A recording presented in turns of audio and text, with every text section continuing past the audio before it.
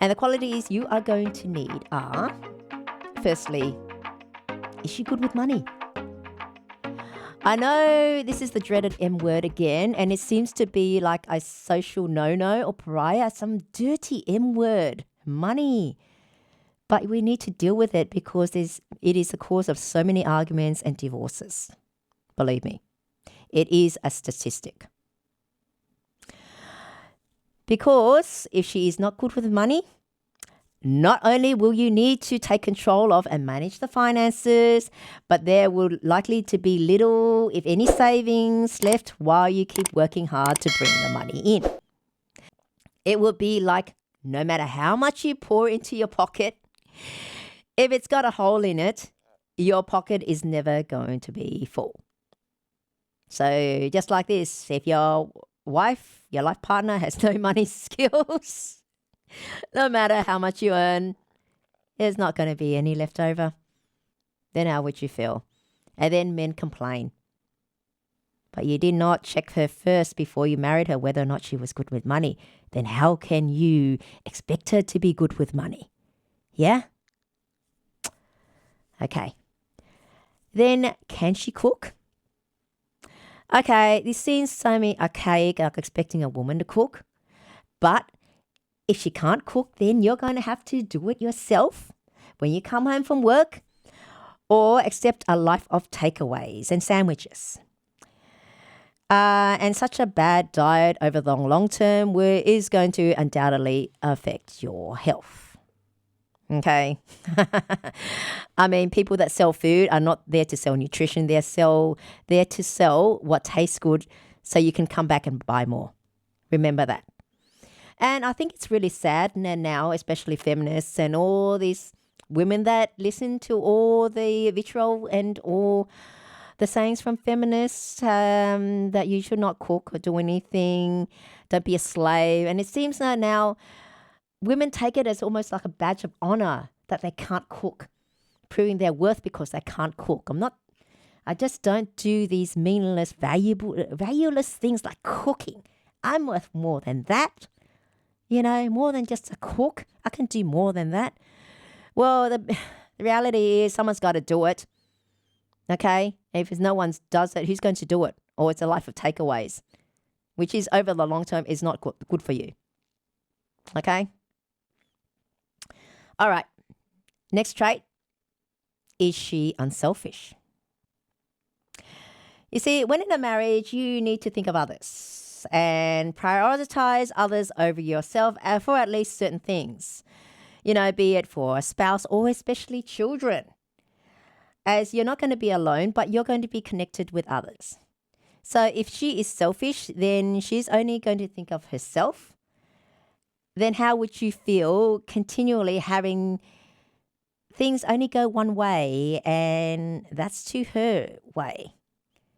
And pretty soon, even though you might say you don't mind doing everything in the beginning, especially if she's so beautiful, eventually it's going to wear thin and you are going to mind. So have a think of that. You know, men complain about, the ex-wife was so selfish and this ex-partner was selfish, that ex-partner was selfish. But you cannot complain if you did not choose her for that. If you did not prioritize and pick her and pick those traits that are important to you and choose your partner for those traits. Okay? All right. Secondly, is she settled in her personality or is she still wild? Now, this is a subject I can elaborate on later. Because if she is restless and still needs to, see the world or find herself, then is she going to be happy settling down in one place? As building a life together means settling down roots in one place, which is why it's called settling down. Because think of how that would affect the children if their mother is not there for them, but has gone off again on her own to some trip or gathering or some commune on a whim. You are then going to have to take over and mother the children as well. Also, how disruptive is it going to be to their lives and schooling if she continually uproots them to move again and again. Think about that. Next, then, is she a team player? Does what she do help your marriage and family or only herself? Does she willingly do her share of the tasks and support you? You know, like any team, if you have a team member that just sits back and lets you do all the work, wouldn't you feel resentment? Not only would you be exhausted having to do everything yourself, but also feel a growing resentment building up inside you because you have to do everything yourself, like I said before. Just think about it. Just like, remember in school when you've got these, team projects to do, and there was always some people slacking off and the others had to fill up the slack and do all the work because they're going to have to carry the marks as well. So, and the ones that slack off, they know they're going to get their share of the mark as well. So why bother?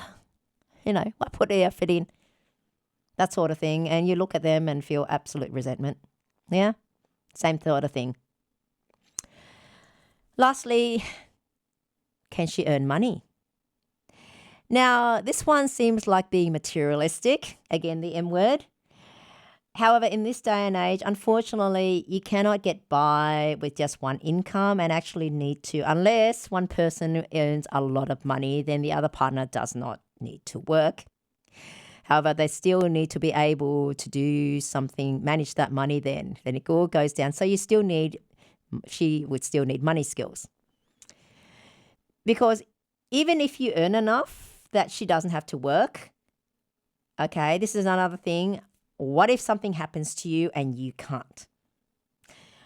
Will she be able to step up and earn the money? If not permanently, then enough and able to until you're able to recover and get back onto your feet to continue. So does she have the skills to earn money? That's very important because sometimes she'll need to fill in for you. So overall, it is important to find the right partner and a wife with all those traits, okay, to be compatible, supportive, and loving. And, by considering these traits, you can increase the chances of finding and getting a fulfilling and healthy relationship. And I know a lot of men will think all the ones I've dated and all my ex and all that have never had these qualities. So therefore, I don't think women have these qualities at all. The thing is, did you actually search for them in the first place? Because if you did not look for them and just grabbed whatever, then you cannot expect it to be there. And I know women with these qualities are fewer than frivolous women. And this is coming from a woman. But they are out there. You have to get out of your mind what woman is suitable for you, and because that's a want, that's not really a need, and really think about it. Forget about looks or background or how tall or short she is or whether or not she's overweight or underweight or so forth, because those things don't matter in the long run. Things like people that are overweight or underweight, that can be fixed, through diet. And it's the right mentality and all that. But all these qualities cannot be really fixed. It's more hardwired to someone. It's whether or not they have it in them or not. It's something that can't be acquired. It's not a trait that you can acquire. It's, being unselfish or being a team player. Look, probably whether or not can cook, you can learn. But it's the attitude, the willingness to learn to cook and be that. And whether or not is she good with money? Can she handle money? Look, the thing is, it's all about attitude. And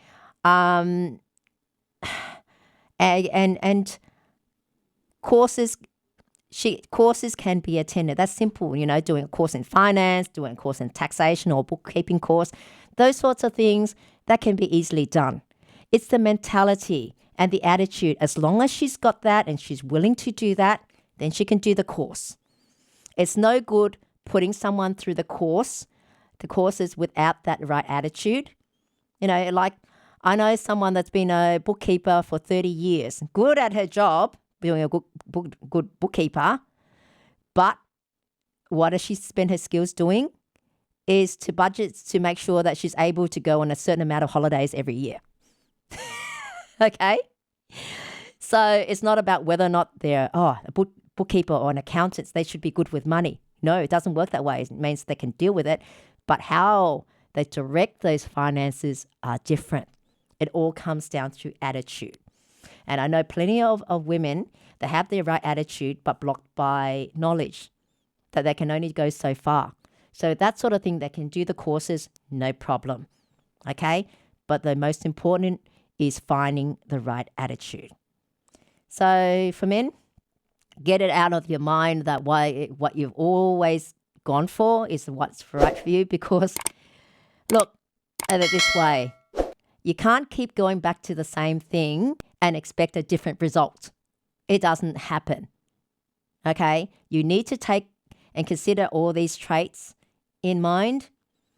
Okay, it could be a bit different for you, but really think about what you need your partner to do in a marriage. First, then go out and find the woman with those traits, with those skills that can do the job of being your wife.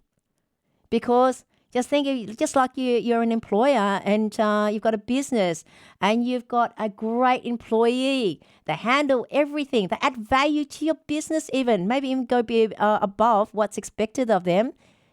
That employee you're going to love, you're going to value. You're never going to want that employee to leave. Why would you? It's the same, but that only affects your business. The life partner, your wife, is going to affect your life. Totally, the direction of it, how fulfilling it is emotionally and also financially, how well off you are, because unfortunately, finances do play a big part in our happiness because it relieves pressure and stress, and it gives you, because it represents resources, it gives you options to do a lot of things in life. Okay?